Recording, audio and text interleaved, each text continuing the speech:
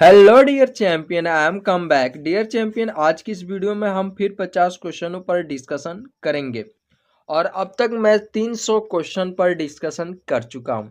लगभग 6 दिन लगे हैं हमें 300 क्वेश्चन पर डिस्कशन करने में और आज हमारा 7वां दिन है। यदि आप 300 क्वेश्चन वाली उन वीडियो को नहीं देखें तो आप लिंक डिस्क्रिप्शन में देख लीजिए और वहां से वीडियो को जाइए वॉच कीजिए। आज हम जो क्वेश्चन लाए वो 300 के बाद ही के क्वेश्चन है और 300 के बाद से क्वेश्चन लेकर हम लोग अध्ययन करेंगे 350 तक, अर्थात 50 क्वेश्चन आज भी इस वीडियो में हम डिस्कशन करेंगे। डियर स्टूडेंट, आप देख रहे होंगे कि आज मैं बिल्कुल अलग ही टाइप से आप लोग का क्वेश्चन कराने वाला हूं।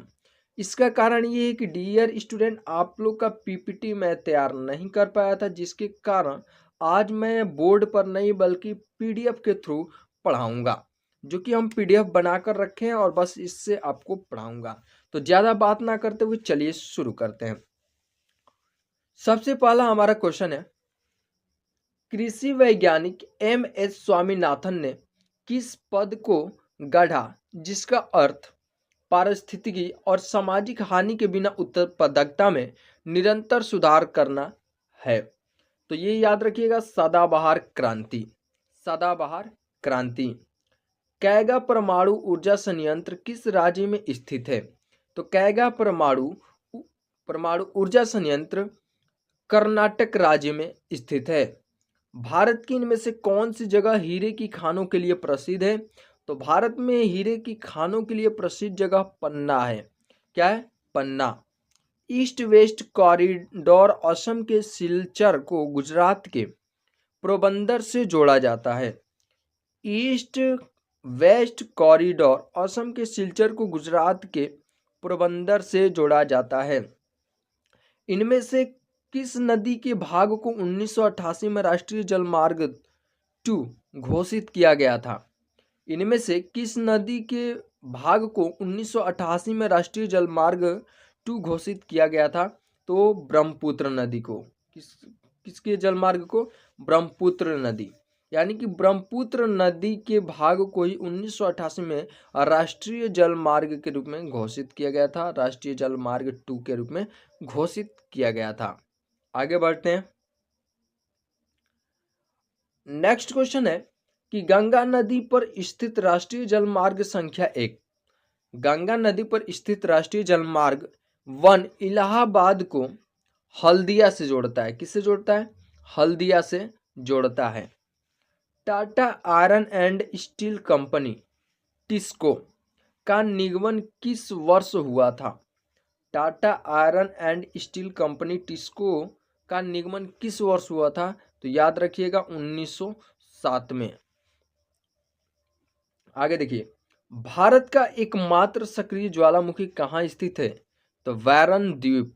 बैरन द्वीप। सूर्य की चमकती हुई सतह को क्या कहते हैं? तो प्रकाश मंडल कहा जाता है। सूर्य की चमकती हुई सतह को प्रकाश मंडल कहा जाता है। किस ग्रह को पृथ्वी के जुड़वा के रूप में जाना जाता है? किस ग्रह को पृथ्वी के जुड़वा के रूप में जाना जाता है? तो शुक्र को। शुक्र को पृथ्वी के जुड़वा के रूप में जाना जाता है। आगे बढ़ते हैं। अक्टूबर 2020 तक प्राप्त जानकारी के अनुसार मंगल ग्रह के कितने चंद्रमा हैं? अक्टूबर 2020 तक प्राप्त जानकारी के अनुसार मंगल ग्रह के कितने चंद्रमा हैं? तो 2 चंद्रमा हैं। वह सबसे प्रसिद्ध तारामंडल कौन सा है जो गर्मियों की शुरुआती रातों में दिखाई देता है और भालू के आकार का होता है? वह सबसे प्रसिद्ध तारामंडल कौन सा है जो गर्मियों के रूप में गर्मियों की जो शुरुआती रात होती है उसमें दिखाई देता है और भालू के आकार का होता है? तो सप्तऋषि तारामंडल है। कौन है? सप्तऋषि। जहां हवा के प्रवाह की दिशा अत्यधिक स्थिर हो उन क्षेत्रों में निर्मित अर्धचंद्राकार बालू की टीले क्या कहलाता है? जहां हवा के प्रवाह की दिशा अत्यधिक स्थिर हो उन क्षेत्रों में निर्मित अर्धचंद्राकार बालू की टीले को क्या कहते हैं? बरकान कहते हैं। क्या कहते हैं? बरकान। स्वेज नहर जो वाणिज्य के लिए अत्यंत महत्व है, निम्नलिखित में से किस देश में बनाई गई थी? तो स्वेज नहर मिस्र, किसमें, कहाँ? मिस्र। नेक्स्ट आगे बढ़ते हैं।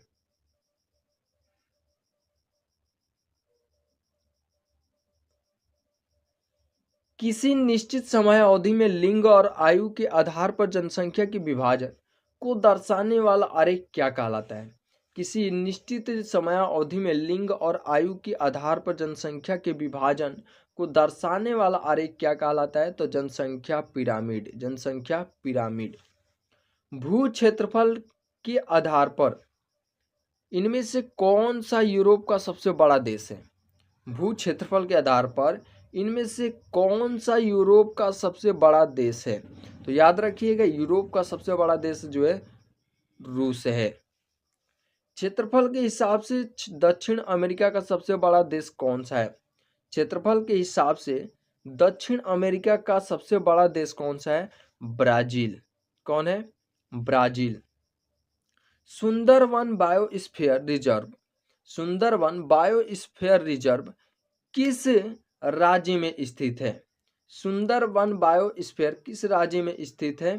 तो पश्चिम बंगाल। किस राज्य में है? पश्चिम बंगाल।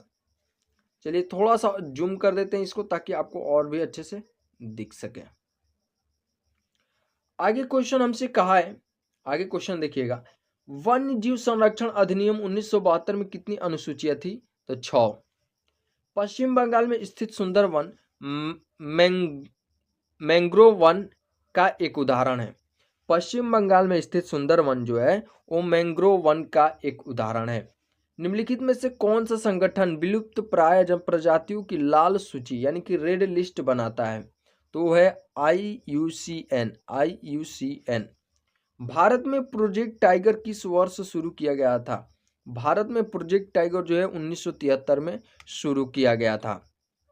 आगे देखते हैं, आगे नेक्स्ट क्वेश्चन, जैव अपशिष्ट निपटान की सर्वोत्तम विधि कौन सी है? जैव अपशिष्ट निपटान की सर्वोत्तम विधि जो है भस्मीकरण है। क्या है? भस्मीकरण। निम्नलिखित में से कौन सी गैस ग्रीन हाउस गैसों का हिस्सा नहीं है? तो है ऑक्सीजन। ऑक्सीजन जो है ग्रीन हाउस गैसों की हिस्सा नहीं है। आगे देखिए, डैश को संविधान सभा द्वारा भारतीय संविधान को अंगीकृत और अधिनियमित किया गया था? तो 26 नवंबर 1949 को ये जो है संविधान सभा द्वारा अंगीकृत किया गया था। देखिए 26 जनवरी 1949 को भारतीय संविधान यानी कि संविधान सभा द्वारा भारतीय संविधान को अंगीकृत और अधिनियमित किया गया था और 26 जनवरी 1950 को क्या किया गया था? इसे लागू किया गया था। ये याद रहेगा। स्वतंत्र भारत की संविधान सभा के प्रथम अथवा निर्वाचित अध्यक्ष कौन थे? स्वतंत्र भारत की विधान सभा के प्रथम अथवा निर्वाचित अध्यक्ष कौन थे? तो डॉक्टर राजेंद्र प्रसाद। फिर देख लीजिएगा, स्वतंत्र भारत के संविधान सभा के प्रथम अथवा निर्वाचित अध्यक्ष कौन थे? डॉक्टर राजेंद्र प्रसाद। आगे बढ़ते हैं नेक्स्ट क्वेश्चन की तरफ। भारतीय संविधान का निर्माता किसे माना जाता है और जिन्हें संविधान का पिता भी कहा जाता है? तो ये तो आसान है, BR अम्बेडकर, जो कि आप लोग जानते हैं। भारत के संविधान के निर्माताओं द्वारा सरकार के संसदीय स्वरूप को अपनाने की प्रेरणा ब्रिटेन से ली गई थी। कहाँ से ली गई थी? ब्रिटेन से ली गई थी। एक बार और क्वेश्चन सुन लीजिएगा, भारत के संविधान निर्माताओं द्वारा सरकार के संसदीय स्वरूप को अपनाने की प्रेरणा जो है ब्रिटेन से ली गई थी। भारतीय संविधान में मजबूत केंद्र के साथ संघ की अवधारणा कहाँ से ली गई है? तो कनाडा से। संघ की अवधारणा कनाडा से ली गई है। भारत का संविधान इनमें से कौन सी विशेषता यूनाइटेड किंगडम के संविधान से लिया गया है? भारत में कौन सी ऐसी विशेषता है जो यूनाइटेड किंगडम से लिया गया है? तो आप बताइए। एकल नागरिकता। क्या है? एकल नागरिकता। एकल नागरिकता यूनाइटेड किंगडम से लिया गया है। संविधान में संशोधन करने की प्रक्रिया को और राज्यसभा के सदस्यों के चुनाव को किस संविधान से लिया गया है? तो ये दक्षिण अफ्रीका के संविधान से लिया गया है। तो ये जितने भी मैं क्वेश्चन अभी कराया हूँ जो लिया गया है किस देश से क्या लिया गया है, ये मोस्ट इम्पोर्टेंट है, मोस्ट इम्पोर्टेंट है। इसे आप लोग बिल्कुल भी नज़रअंदाज ना कीजिएगा। यानी मैं तो कहूँगा कि very very very very very very important. है। नेक्स्ट बात करते हैं, आगे चलते हैं नेक्स्ट क्वेश्चन की तरफ। नेक्स्ट क्वेश्चन हमारा क्या है, पहले नगर निगम की स्थापना 1688 में के पूर्व प्रेसिडेंसी टाउन में ब्रिटिश काल के दौरान की गई थी। तो याद रखिएगा, पहले नगर निगम की स्थापना 1688 में मद्रास के पूर्व प्रेसिडेंसी टाउन में ब्रिटिश काल के दौरान की गई थी। 9 दिसंबर 1946 को हुई संविधान सभा की पहली बैठक का अस्थायी अध्यक्ष कौन थे? तो सच्चिदानंद सिन्हा। और अस्थायी अध्यक्ष कौन थे? तो डॉक्टर राजेंद्र प्रसाद। भारतीय संविधान का कौन सा भाग और अनुच्छेद मौलिक कर्तव्यों से संबंधित है? तो भारतीय संविधान का कौन सा भाग चौथा है और अनुच्छेद कौन सा है? 51 का ए, 51 ए, यानी कि भाग ए और अनुच्छेद 51 ए, याद रखिएगा, ऑप्शन यही सही है। नेक्स्ट क्वेश्चन की तरफ चलते हैं। हमारा नेक्स्ट क्वेश्चन है, भारत के राष्ट्रपति पद की शपथ कौन दिलाता है? भारत के राष्ट्रपति पद के शपथ कौन दिलाता है? तो भारत के मुख्य न्यायाधीश। कौन दिलाता है? भारत के मुख्य न्यायाधीश। राष्ट्रपति साहित्य, विज्ञान, कला और समाज सेवा में उत्कृष्टता के आधार पर डैश सदस्यों को राज्यसभा सदस्यता के लिए मनोनीत करते हैं और शेष सदस्यों निर्वाचित करते हैं। तो 12, आगे देखिएगा, राष्ट्रपति साहित्य, विज्ञान, कला और समाज सेवा में उत्कृष्टता के आधार पर 12 सदस्यों को राज्यसभा में सदस्यता के लिए मनोनीत करते हैं और शेष सदस्य निर्वाचित होते हैं। राष्ट्रपति किस समुदाय के 2 समुदायों को लोकसभा में नामांकित कर सकता है? तो एंग्लो इंडियन। आगे देखते हैं, नेक्स्ट हमारा क्वेश्चन है, नेक्स्ट क्वेश्चन है कि निम्न में से कौन भारतीय सशस्त्र बलों का सर्वोच्च कमांडर होता है? तो राष्ट्रपति, याद रखिएगा, राष्ट्रपति। नेक्स्ट आगे बढ़ते हैं क्वेश्चन और आगे देखते हैं क्वेश्चन को। 339 नंबर क्वेश्चन है, भारत के उच्चतम न्यायालय के मुख्य न्यायाधीश और अन्य न्यायाधीशों के नियुक्ति कौन करता है? तो नियुक्ति कौन करता है? राष्ट्रपति। भारत के उपराष्ट्रपति को किसके द्वारा निर्वाचित किया जाता है? भारत के उपराष्ट्रपति को किसके द्वारा निर्वाचित किया जाता है? तो संसद के दोनों सदनों के सदस्यों द्वारा। नाभिकीय कमान पर अधिकरण नीति आयोग, कैबिनेट की नियुक्ति समिति, परमाणु ऊर्जा विभाग, अंतरिक्ष विभाग और कार्मिक लोक शिकायत एवं मंत्रालय का प्रमुख कौन होता है? तो वो होता है प्रधानमंत्री। लोकसभा के सदस्यों की अधिकतम संख्या कितनी होती है? तो लोकसभा के सदस्यों की अधिकतम संख्या 552 होती है। आगे बढ़ते हैं, नेक्स्ट क्वेश्चन देखते हैं। लोकसभा अध्यक्ष का चुनाव किसके द्वारा किया जाता है? तो लोकसभा अध्यक्ष का चुनाव लोकसभा के सभी सदस्यों के द्वारा किया जाता है। भारतीय संसद का निचला सदन लोकसभा कहलाता है। भारतीय संसद का निचला सदन क्या कहलाता है? लोकसभा कहलाता है। राज्यसभा का सदस्य बनने के लिए न्यूनतम आयु कितनी होनी चाहिए? तो वो होनी चाहिए 30 वर्ष। राज्यसभा के प्रथम अध्यक्ष कौन थे? राज्यसभा के प्रथम अध्यक्ष डॉक्टर एस राधाकृष्णन थे। आगे देखिए, भारत में किसी राज्य का राज्यपाल बनने के लिए न्यूनतम आयु की सीमा क्या है? भारत में किसी राज्य का राज्यपाल बनने के लिए न्यूनतम जो आयु होनी चाहिए आपका 35 वर्ष होनी चाहिए। भारत में किसी राज्य की पहली महिला मुख्यमंत्री कौन थी? तो सुचेता कृपलानी।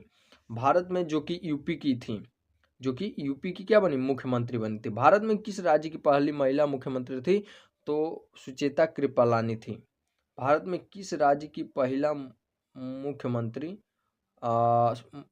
कौन थी? यहाँ पर एक मिस्टेक हो गया, किस राज्य की पहली मुख्यमंत्री, तो राज्य भी पूछा है ना, तो राज्य तो पता नहीं, लेकिन जान जाइए उत्तर प्रदेश की मुख्यमंत्री बनती सुचेता कृपलानी। ग्राम पंचायत का कार्यकाल कितने वर्ष का होता है? तो ग्राम पंचायत का कार्यकाल जो होता है 5 वर्ष के लिए होता है। पंचायती राज की त्रिस्तरीय प्रणाली की अनुशंसा पहली बार 1957 में बलवंत राय मेहता के समिति के द्वारा की गई थी।